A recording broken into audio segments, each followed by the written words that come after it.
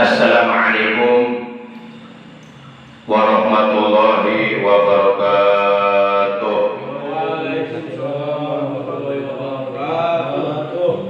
A'udzu billahi minasy syaithanir rajim. Bismillahirrahmanirrahim. Alhamdulillahilladzi arsala rasulahu bil huda wa dinil haqq liyudhhirahu 'ala ad-dini kullih walau karihal kafirun. Asyhadu an la ilaha illallah al-malikul quddusus salam wa asyhadu anna sayyidana Muhammadan 'abduhu wa rasuluh al-mab'utsu ila kafatil anam syahadatan tunjina min azabi jahannam. Allahumma shalli wa sallim wa barik ala khairi khalqillah bil jismi wal maqam sayyidina wa habibina wa syafi'ina wa qurrati a'yunina wa maulana Muhammad wa ala alihi wa ashabihi al-kiram alladzina jahadu fi sabilillah bisyarifil mujahadah bil hikmati wal kalam. Amma ba'd. Ma'asyiral muslimin, segenap jamaah majlisul ilmi, jamaah pengajian rutin malam Selasa ba'da maghrib Musholla Al-Istiqomah RT 06 RW 07 Komplek TNI AD Bekang Cibarusah Asri. Bil khusus yang saya hormati segenap pengurus Dewan Kemakmuran Musholla, para sesepuh, para asatidz, jamaah sekalian, bapak-bapak, para pemuda yang dimuliakan oleh Allah, rahimakumullah wa hadakumullah. Segala puji bagi Allah, salawat teriring salam semoga tetap dilimpahkan selalu atas paduka alam yang mulia, baginda tercinta, panutan kita, Nabi Agung, Nabi besar Muhammad Sallallahu Alaihi Wasallam, beserta seluruh keluarga beliau, para sahabat beliau, dan seluruh pengikut beliau yang tetap setia kepada beliau, tetap cinta kepada beliau, tetap istiqomah secara istimror mengamalkan ajaran Islam yang telah diajarkan oleh beliau. Semoga kelak di hari kiamat kita semua yang hadir pada malam ini di majelis yang mulia ini, juga keluarga kita, saudara kita, semuanya mendapatkan syafaatul ujma dari beliau. Amin ya Allah ya rabbal alamin. Ma'asyiral muslimin rahimakumullah wa hadakumullah. Kita awali pengajian kita pada malam ini dengan pembacaan Ummul Kitab Suratul Fatihah dan dengan pembacaan sholawat atas kekasihnya Allah. Yang halanya dari kedua bacaan tersebut kita hadiahkan untuk seluruh ahli kubur keluarga kita yang telah mendahului kita, untuk para sesepuh, orang tua kita, paman bibi kita, kakak adik kita, anak cucu kita, saudara-saudara kita, baik saudara dari ayah dan ataupun saudara dari ibu. Dan sekaligus kita bermunajat kepada Allah Subhanahu wa taala, semoga dengan barokah karomah mukjizat kemuliaan dan keagungan dari surah Al-Fatihah sebagai Ummul Quran dan barokah dari bacaan sholawat atas kekasihnya Allah, semoga kita semuanya juga keluarga kita oleh Allah Subhanahu wa taala selalu diberikan kesehatan baik zahir maupun batin, jasmani maupun rohani, dengan kesehatan yang barokah, yaitu kesehatan yang dapat menghasilkan berbagai macam tambahan amal soleh, tambahan amal kebaikan, tambahan amal ibadah untuk bekal hidup kita nanti di alam akhirat. Dan semoga dengan barokah Fatihah dan sholawat segala hajat kita, baik hajat dunia maupun hajat akhirat, terutama hajat akhirat, oleh Allah Subhanahu wa taala dikabulkan, urusan kita dimudahkan, dilancarkan, anak-anak kita, cucu-cucu kita, keturunan kita oleh Allah dijadikan orang-orang yang sholih dan sholihah.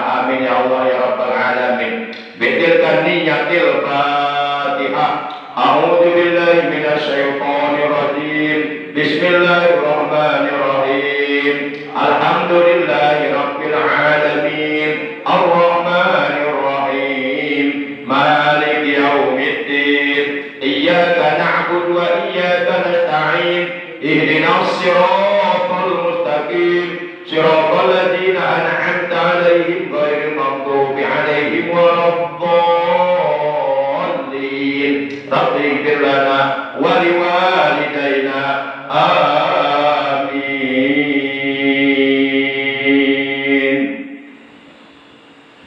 Ya Rasulullah,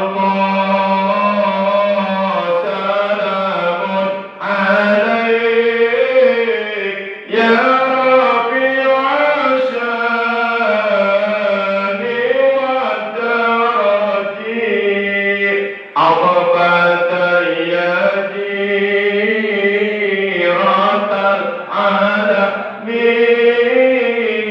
ya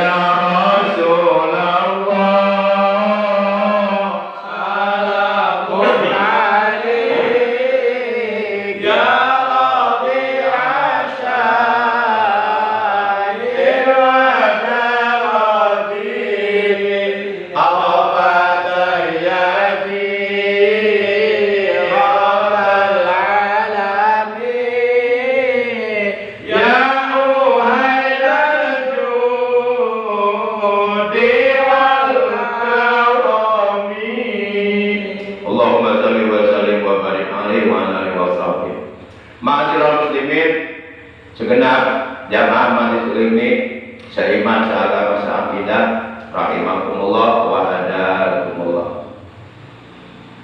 Dalam salah satu hadis baginda kita yang mulia tercinta Nabi Agung Nabi besar Muhammad Shallallahu Alaihi Wasallam, beliau memerintahkan kepada kita agar hendaknya kita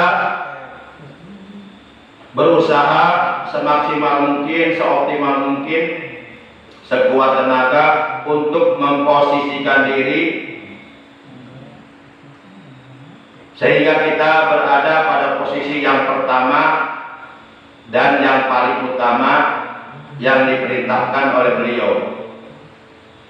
Apabila kita belum mampu atau bahkan tidak mampu memposisikan diri pada posisi yang pertama, maka paling tidak hendaklah kita berusaha untuk berada di posisi yang kedua. Dan apabila di posisi yang kedua pun kita masih belum mampu atau bahkan memang tidak mampu, maka hendaklah kita memposisikan diri kita pada posisi yang ketiga. Dan sekurang-kurangnya paling tidak, dan ini termasuk posisi yang terakhir, yaitu posisi yang keempat. Yang penting usahakan jangan sampai kita berada di posisi yang kelima. Karena apabila kita berada di posisi yang kelima, maka kebinasaanlah bagi kita, kecelakaanlah bagi kita. Baik, siapa posisi yang pertama, kedua, ketiga, dan keempat, dan siapa posisi yang kelima? Ini diterangkan oleh Rasulullah dalam salah satu hadis. Beliau telah bersabda, kun aliman. Nah, ini posisi yang pertama, aliman. Au muta'alliman. Nah, ini posisi yang kedua, muta'alliman. Au sami'an, atau boleh juga dalam hadis riwayat lain kalimatnya berbunyi mustami'an. Ini posisi yang ketiga. Dan posisi yang keempat, muhibban. Yang dilarang oleh Rasulullah posisi yang kelima, wala takul khamisan, patahlik. Nah, baik, hadis ini kita artikan. Kun ini fi'il amar, fi'lul amri, yang dimustaq diambil dari kata kerja fi'il madi yang berbunyi kana yakunu kun. Kana yakunu kaunan, bahwa kainun wajaka makunun kun la takun. Jadi kun ini fi'lul amri, fi'il amar, fi'il yang menunjukkan perintah. Dalam hadis ini Rasulullah memerintahkan kepada kita, kun, jadilah engkau, jadilah engkau.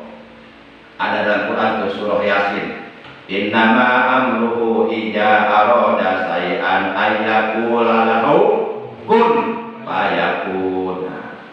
Kun, jadilah engkau. Yang pertama, posisi yang pertama is the best, posisi yang terbaik, posisi yang membuat Rasulullah cinta kepada kita, posisi yang paling baik dari posisi-posisi berikutnya, yaitu aliman. Jadilah engkau orang yang alim. Alim ini isim fa'il, sigotul kalimahnya isim fa'il, diambil dari kata kerja fi'il madi alima, ya'lamu ilman wa ma'laman fahuwa alimun. Ya, alimun isim fa'il, artinya orang yang alim.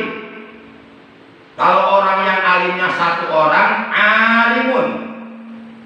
Kalau umpama orang alimnya ada dua orang, maka tinggal bijadatil alif wa nuni fi akhirihi fi halati rafi wal ya'i wa nuni fi halatai nasbi wal jam'i.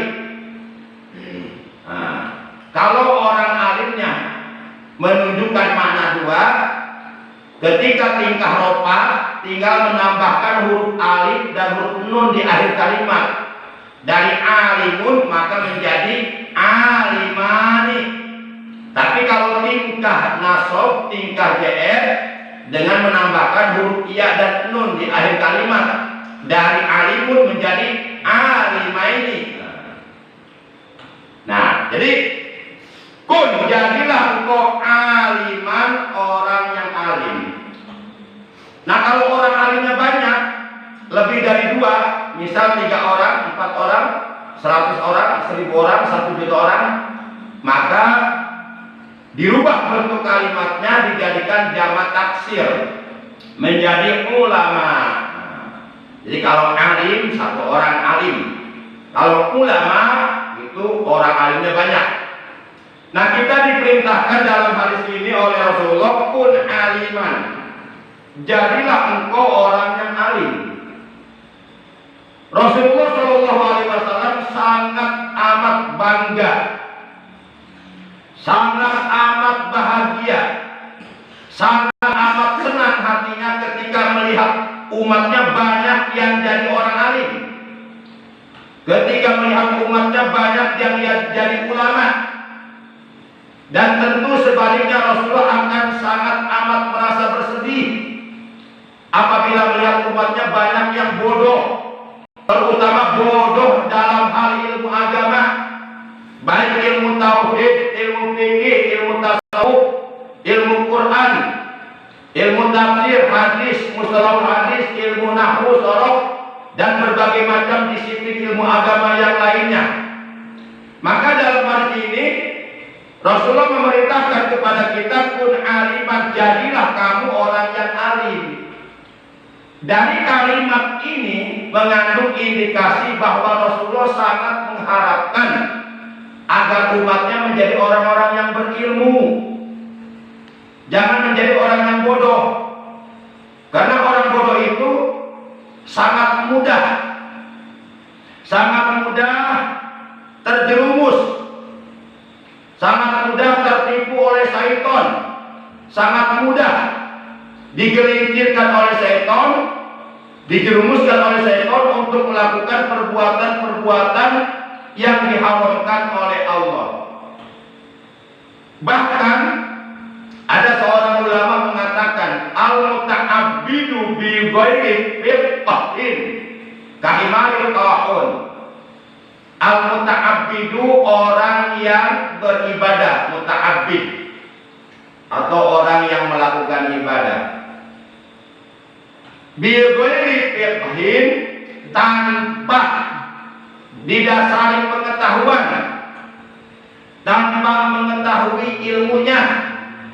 Artinya melakukan ibadah bukan atas dasar pengetahuan, bukan atas dasar ilmu. Kalau kita melakukan ibadah bukan atas dasar pengetahuan, bukan atas dasar ilmu, maka secara otomatis berarti kita melakukan ibadah atas ketidaktahuan, atas kebodohan. Nah, ini tidak diharapkan oleh Rasulullah. Rasulullah ingin agar umatnya melakukan ibadah atas dasar ilmu, bukan asal-asalan, bukan asal melakukan, bukan asal mengerjakan, tapi benar-benar didasari ilmu. Nah, kata ulama, al-muta'abbidu bi ghairi fiqhin, orang yang beribadah tanpa didasari ilmu pengetahuan, tanpa mengetahui ilmunya, kahimarut tahun. Itu diibaratkan seperti keledai yang kurus. Keledai yang kurus. Nah, ini bahasa majaz. Jadi diumpamakan seperti keledai, diumpamakan seperti keledai yang kurus. Keledai yang kurus maksudnya keledai tersebut tidak sempurna. Tentu keledai yang sempurna berbeda dengan keledai yang tidak sempurna. Perbedaan yang paling mencolok antara keledai yang sempurna dengan keledai yang tidak sempurna, kalau keledai sempurna tentu keledainya gemuk. Tapi kalau keledainya kurus, nggak ada gajinya, kurus kerempeng, itu menunjukkan keledai tidak sempurna. Jadi kita melakukan ibadah apapun kepada Allah, baik ibadah makhluk, ibadah yang kita lakukan secara langsung kepada Allah tanpa melalui perantaraan manusia, seperti ibadah sholat atau ibadah ghair makhluk, ibadah yang kita lakukan kepada Allah tapi melalui perantaraan manusia, seperti nikah. Nikah itu ibadah tapi melalui perantaraan manusia. Kurban itu ibadah tapi melalui penyembelihan hewan. Hewan itu bukan Tuhan, hewan itu makhluk. Tapi kalau di India, ada orang India, sapi disembah, mempertuhankan binatang. Nah, ibadah apapun yang kita lakukan, baik makhluk maupun makhluk, sampai kapanpun, bahkan sampai kita mati, sampai kita berhenti melakukan ibadah, sampai hari kiamat terjadi, tidak akan pernah mencapai kesempurnaan apabila kita melakukan ibadah sama sekali tidak didasari pengetahuan, tidak didasari ilmunya, tidak paham ilmunya. Nggak akan sempurna. Berarti sempurna atau tidaknya ibadah yang kita lakukan itu sangat bergantung kepada ilmunya. Kalaulah kita ingin melakukan ibadah kepada Allah yang sempurna, terutama terutama sholat 5 waktu yang menjadi barometer, yang menjadi tolok ukur terhadap diterima atau tidaknya, terhadap diperiksa atau tidaknya amal-amal kita yang lainnya, itu bergantung kepada sholatnya. Kalaulah kita ingin melakukan sholat dengan sempurna, ya kita wajib mencari ilmu tentang sholat yang sempurna. Ilmu sholat itu banyak. Kalau kita mau mengkaji ilmu sholat, nggak cukup 1 tahun 2 tahun. Para jamaah yang dimuliakan oleh Allah Subhanahu wa Ta'ala, kembali, maka Rasulullah memerintahkan, kun aliman, jadilah engkau orang yang berilmu, jadilah engkau orang yang alim, jadilah engkau orang yang paham agama. Tandanya, cirinya, orang kalau oleh Allah hidupnya di alam dunia akan diberikan kebaikan yang banyak, akan diberikan kebahagiaan. Cirinya, tandanya Allah memberikan kepada orang tersebut paham dalam agama. Sebagaimana Rasulullah bersabda dalam hadis, "May yuridillahu bihi khairan yufaqihu fid-din." Ini hadis. Kata Rasulullah dalam hadis ini, man, barang siapa yuridi, yang berkehendak, Allah bihi, kepada si iman, khairan, akan kebaikan, yubaqi, maka Allah akan memberikan paqi, paham, kepadanya fiqih, dalam ilmu agama. Maka kalau kita punya anak pintar ilmu agamanya, kita harus bersyukur, harus bangga. Itu tandanya Allah akan memberikan berbagai macam kebaikan kepada anak kita. Dan nanti kedua orang tuanya pun akan terangkat derajatnya dengan sebab anaknya jadi ulama. Para jamaah yang dimuliakan oleh Allah Subhanahu wa Ta'ala, itu yang pertama, kun aliman, jadilah engkau orang yang alim, orang yang berilmu. Ini yang pertama, is the best, yang paling terbaik, yang membuat Rasulullah tersenyum, yang membuat Rasulullah bangga ketika melihat umatnya banyak yang jadi ulama. Dan untuk saat ini di akhir zaman, di mana pada zaman sekarang banyak berbagai macam aliran-aliran, paham-paham yang enggak jelas, paham-paham yang sesat dan menyesatkan umat, maka perlu kita membentengi akidah kita dengan akidah yang benar. Satu-satunya akidah yang benar yang dapat menyelamatkan kita dari kesesatan dunia dan akhirat adalah akidah Ahlus Sunnah wal Jamaah. Nah, anak-anak kita harus diberikan pemahaman, diberikan pengertian, pengetahuan tentang ajaran akidah Ahlus Sunnah wal Jamaah yang sebenarnya. Karena banyak kelompok-kelompok yang mengklaim bahwa mereka adalah Ahlus Sunnah wal Jamaah, padahal bukan. Akhirnya kita terkelabui oleh karena kita nggak paham tentang akidah Ahlus Sunnah wal Jamaah. Para jamaah yang dimuliakan oleh Allah Subhanahu wa Ta'ala, dan yang wajib kita wariskan kepada anak cucu kita generasi mendatang, jangan harta. Kita nggak usah mewariskan harta kepada anak-anak kita. Innal anbiya'a lam yuwarisu dinaron wala dirhaman wa innama warasul ilma. Sesungguhnya para nabi, seluruh para rasul, tidak seorang pun dari mereka yang mewariskan dinar, dirham, harta, kekayaan kepada anaknya, kepada keturunannya. Wa innama warasul ilma, yang diwariskan oleh para nabi, yang diwariskan oleh para rasul kepada anak cucunya, kepada keturunannya adalah ilmu. Karena kalau anak kita sudah jadi orang berilmu, dunia ikuti dia. Pepatah mengatakan kalau kita nanam padi, rumput jadi. Kalau nanam rumput, padi luput. Padi ini katakanlah ibaratnya ilmu. Rumput itu ibarat padi ini ibaratnya ilmu lah, atau agama lah, atau akhirat lah. Rumput ibaratnya dunia. Kalau kita nanam padi, walaupun rumput nggak ditanam, otomatis rumput jadi sendiri di sekelilingnya.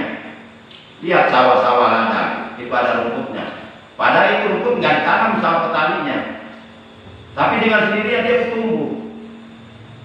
Nah, padi itu akhirat. Kalau kita ngejar akhirat, mengutamakan Allah dan Rasulnya, mengutamakan ibadah, kalau dunia ikut, nggak usah dicari. Dunia datang sendiri. Dan kita sebagai orang beriman hidup dalamnya, nggak usah takut miskin, nggak usah takut nggak makan. Semuanya sudah ada rezekinya. Makanya keyakinan kita kepada Allah harus diperkuat, dimantapkan. Jangan sampai ada keraguan sedikit pun kepada Allah. Tapi sebaliknya kalau kita nanam rumput, kira-kira padi jadi enggak? Ayo, pikir pakai akal sehat. Adakah orang nanam rumput, kemudian sekelilingnya tumbuh padi, ada enggak? Enggak bakal ada sampai kiamat pun. Nah, kita mengejar dunia, akhirat ditinggal. Akhirnya dunia kagak, akhirat kagak. Akhirnya celaka dunia akhirat. Maka utamakan akhirat. Walal akhiratu khairul laka minal ula. Dan sungguh negeri akhirat itu jauh lebih baik daripada kehidupan ula. Ula itu dalam dunia. Walal akhiratu khairu wa abqa. Dan sungguh negeri akhirat itu jauh lebih baik dan lebih kekal. Nah, maka kita berkewajiban sebagai orang tua untuk mewariskan. Pertama, wariskan iman kepada anak-anak kita generasi mendatang. Iman yang benar, akidah yang benar, tauhid yang benar, itu fondasi penting. Kalau manusia imannya kuat, akidahnya kuat, tauhidnya kuat, insya Allah dia akan sanggup menghadapi berbagai macam keadaan di zaman sekarang. Tidak akan goyah, tidak akan stres, tidak akan frustasi, karena dia kembali kepada Allah.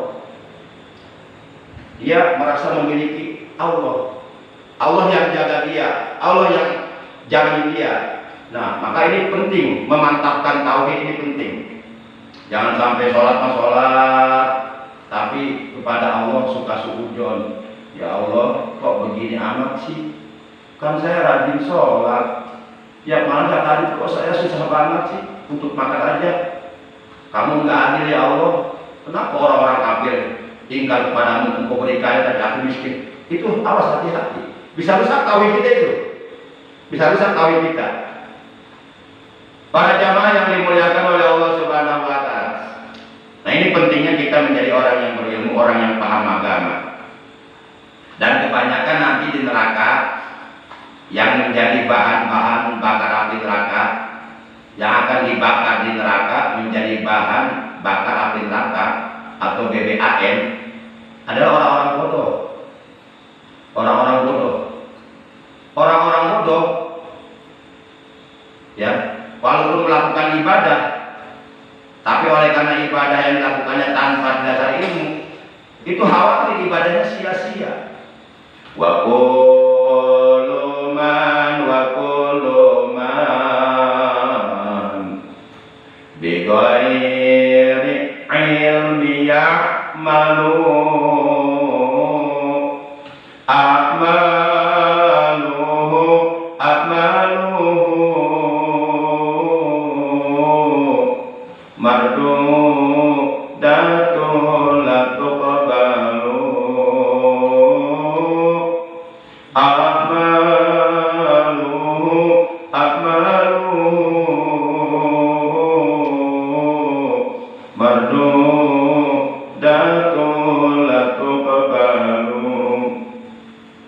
siapa orang yang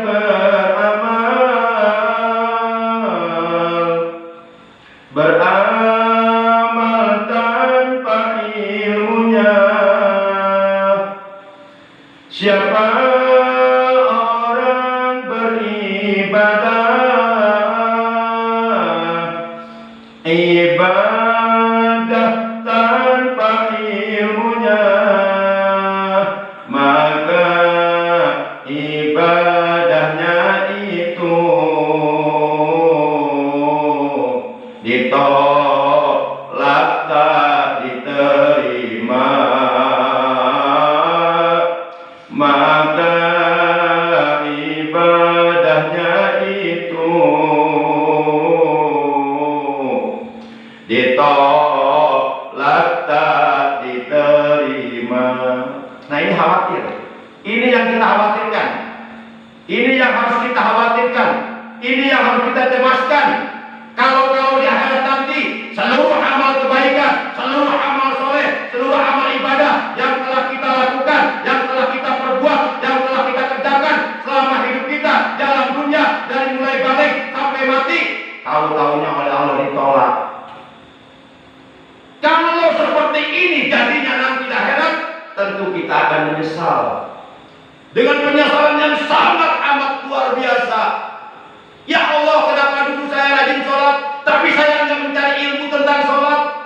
Ya Allah, kenapa dulu saya ketika ada niat rajin baca Quran, tapi nggak mencari ilmu tentang baca Quran yang baik dan benar? Saya modalnya hanya rajin, tapi seluruh ibadah yang saya lakukan tanpa ada ilmu, akhirnya ditolak. Betul apa kata Nabi dalam hadis? Asyadun nas hasratan yaumil qiyamah rajulun amkanahu talabul ilmi fid dunya malam yaqlubu. Manusia akan menyesal nanti di hari kiamat dengan penyesalan yang sangat amat luar biasa, penyesalan yang tidak guna, penyesalan yang tidak arti, percuma, penyesalannya terlambat karena sudah terjadi di hari kiamat. Siapa? Rajulun, seseorang amkanahu talabul ilmi fid dunya, ada kesempatan untuk mencari ilmu, untuk mencari ilmu agama di dalam dunia, malam yaqlubu, akan tetapi dia tidak mau mencari ilmu agama. Dia merasa cukup dengan apa yang ada, dia merasa benar dengan apa yang dia lakukan, tapi sebenarnya yang dia lakukan banyak kesalahannya setelah ditinjau secara disiplin ilmu. Orang kalau bodoh nggak akan merasa salah. Kenapa? Karena dia nggak tahu kesalahannya. Dia pikir ini benar. Contoh, orang baca Quran nggak paham tajwid, dia baca Quran aja, dia enjoy aja, nggak merasa salah. Padahal setelah bacaan Qurannya didengarkan oleh orang Sangkori, salahnya banyak banget. Tapi orang tersebut nggak merasa salah karena nggak tahu kesalahannya di mana. Itu akibat kebodohannya. Nah, semakin bertambah ilmu kita, maka akan semakin ketahuan kesalahan-kesalahan kita, kekurangan-kekurangan kita. Ulama besar yang bernama Al-Imam Syafi'i rahimahullah ta'ala mengatakan, semakin bertambah ilmuku, semakin terasa kebodohan diriku. Nah, bertambah ilmu, akan terasa, oh ternyata masih banyak yang belum saya dapatkan dari ilmu Allah. Nah, jadi kita nggak boleh merasa cukup dengan yang ada. Para jamaah yang dimuliakan oleh Allah Subhanahu wa ta'ala, apabila kita belum mampu atau memang tidak mampu, wallahu alam. Karena kalau bicara belum mampu, ya tergantung usahanya. Kan ada syariat, kita nggak cukup hakikat. Kita makan satu piring, kira-kira kenyang nggak? Makan satu piring, sopnya satu mangkok, kenyang. Kenapa kita kenyang? Syariatnya makan. Tapi hakikat yang ngasih kenyang siapa? Allah. Berapa banyak orang makan dulu tapi gak kenyang-kenyang? Buktinya kita masih makan. Hari ini makan, besok juga makan lagi, lusa makan lagi. Itu bukti kita gak kenyang-kenyang. Kalau udah kenyang udah jangan makan lagi, mati aja udah. Nah, berapa banyak orang yang musuh lapar? Berapapun banyak ngasih mereka tetap lapar. Jadi hakikat yang ngasih kenyang Allah. Tapi ada syariat. Termasuk ilmu, hakikatnya yang ngasih paham kita tentang ilmu agama Allah, tapi syariatnya kita harus mencari. Bagaimana mungkin kita bisa mendapatkan ilmu kalau kita nggak mau mencari? Nggak usah ilmu lah, duit ya duit. Dapat kita sehari-hari di rumah, ada kemana-mana, dari pagi sampai sore, sampai malam, sampai pagi lagi, di rumah aja. nggak mau berikhtiar, nggak mau berusaha, nggak mau melakukan syariat di rumah. Ini duduk yang dilarang dagang begini, sampai begini. Andai kata misalnya umpama apabila jikalau seandainya turun hujan uang dari langit, kapan turun hujan dari langit? Lah, nggak datang itu duit, cari. Apalagi ilmu. Nggak ada orang berilmu dengan mimpi, dengan andai kata, dengan berandai-andai. Ulama-ulama besar, lihat Imam Syafi'i, jerih payah dalam mencari ilmu luar biasa, sampai beliau memungut kertas-kertas untuk menulis ilmu. Sekarang jadi ulama besar. Itu yang notabene jerih payahnya luar biasa dalam mencari ilmu, belum tentu jadi ulama. Apalagi kita yang nggak mau mencari ilmu, ingin paham agama, dari mana pahamnya? Mimpi kali. Para jamaah yang dimuliakan, nah apabila kita belum mampu atau tidak mampu memposisikan diri di posisi yang pertama, yaitu jadi orang alim, maka Rasulullah memberikan pilihan yang kedua, au muta'aliman, atau jadilah engkau orang yang muta'alim. Muta'alim ini si fa'il juga diambil dari fi'il madi.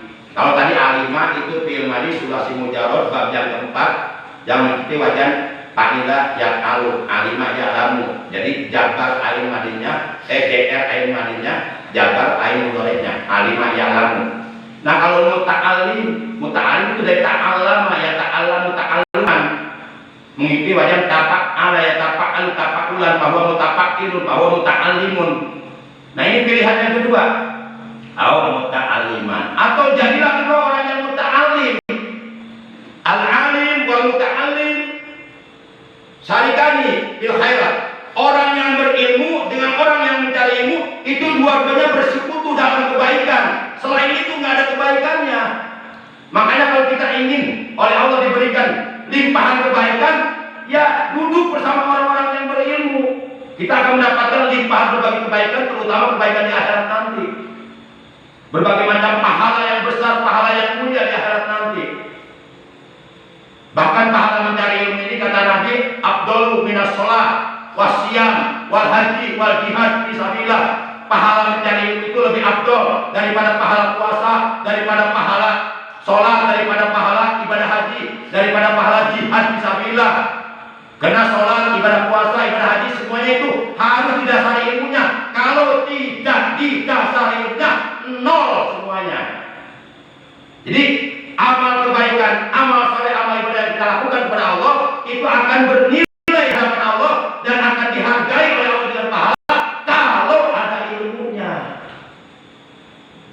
10 orang yang sholat belum tentu diterima semua sholatnya.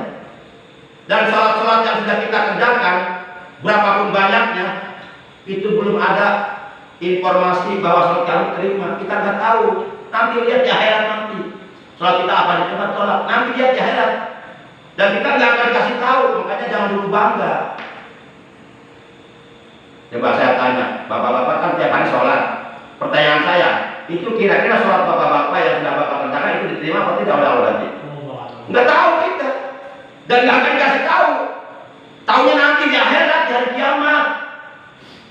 Maka sebelum terjadi hal-hal yang kita diinginkan, yaitu sholat kita ditolak, maka kita berusaha maksimal untuk mengerjakan sholat dengan benar, dengan sempurna.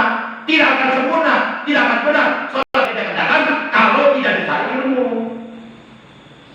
Jadi harus ada syariat, harus ada perjuangan, berjuang sekuat tenaga. Tetapi jangan lupa perjuangan harus pula disertai doa. Udah tuh berbunyi. Persingkat. Yang kedua, yuk kita posisikan di diri kita. Kalau nggak mampu yang pertama, yang kedua, menjadi orang-orang yang mau belajar ilmu, yang mau duduk di pengajian, yang mau duduk di majelis ilmu, yang mau duduk berkumpul dengan para ulama, dengan orang-orang berilmu. Walaupun kita bukan ulama, tapi kalau kita sering duduk bersama ulama, insya Allah kita ke bawah mulia, masuk rombongan ulama. Walaupun kita bukan ulama, pepatah mengatakan kalau kita sering berkumpul dengan tukang minyak wangi, walaupun kita nggak pakai minyak wangi, insya Allah akan mencium bau wangi di situ. Kalau kita sering berkumpul dengan uang karbit, walaupun kita nggak makan karbit, lagi karbit dimakan. Insya Allah kita akan mencium bau karbit di situ. Ini penting, lingkungan ini penting. Maka yuk kita posisikan, kita tempatkan diri kita di tempat-tempat yang mulia. Tempat yang paling mulia ada tempat di mana? Di tempat itu kumpul para ulama, itu tempat yang paling mulia. Tempat yang dimuliakan oleh Allah. Para jemaah, kalau umpama yang kedua nggak mampu, yuk kita posisikan diri kita pada posisi yang ketiga, sami'an, menjadi orang yang mau mendengarkan ilmu. Gimana ilmu disampaikan, dengarkan. Mendengarkan ilmu pahalanya gede. Kemudian setelah kita paham ilmu, kita amalkan, lebar pahalanya. Yang paling gede, yang ngajarnya itu pahalanya. Semakin banyak yang mengamalkan, dia kebagian pahalanya. Itu yang disebut pensiunan pahala. Kemudian yang keempat, kalau nggak mampu, yang ketiga, yang keempat, muhibban. Jadilah engkau orang-orang yang cinta ilmu. Cinta kepada ilmu, walaupun bukan orang berilmu, tapi dalam hati ada rasa cinta kepada ilmu agama dan kepada orang-orang yang berilmu. Walaupun saya bukan orang alim, walaupun saya bukan ustaz, walaupun saya bukan kiai, bukan bukan ulama, tapi saya cinta kepada para ulama. Itu paling terakhir. Nah, keempat.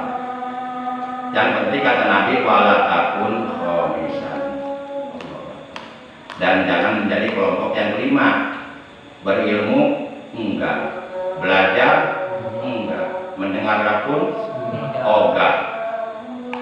Rasa cinta pun kepada ilmu, kepada orang ilmu di hati enggak ada, malah ada rasa dengki. Nah, kalau kita begini berarti kita memposisikan ini kelompok yang kelima. Apa kata Nabi? Fatahlik, maka niscaya engkau akan binasa, engkau akan celaka, engkau akan merugi, engkau akan menyesal kalau engkau berilmu tidak, belajar tidak, mendengarkan pun tidak, cinta pun tidak, engkau akan celaka. Demikian orang-orang yang memaham, mari kita tutup dengan ucapan alhamdulillah.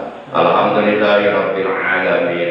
Subhanakallahumma wa bihamdika asyhadu an la ilaha illa anta wahdaka la syarika laka astaghfiruka wa atubu ilaik. Rabbana zidna ilman nafi'an ma'al hidayah.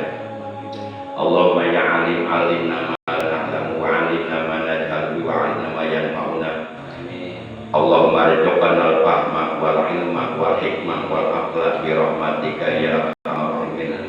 Allahumma la sahla illa ma ja'altahu sahla wa anta taj'al haznani idza syi'ta sahla.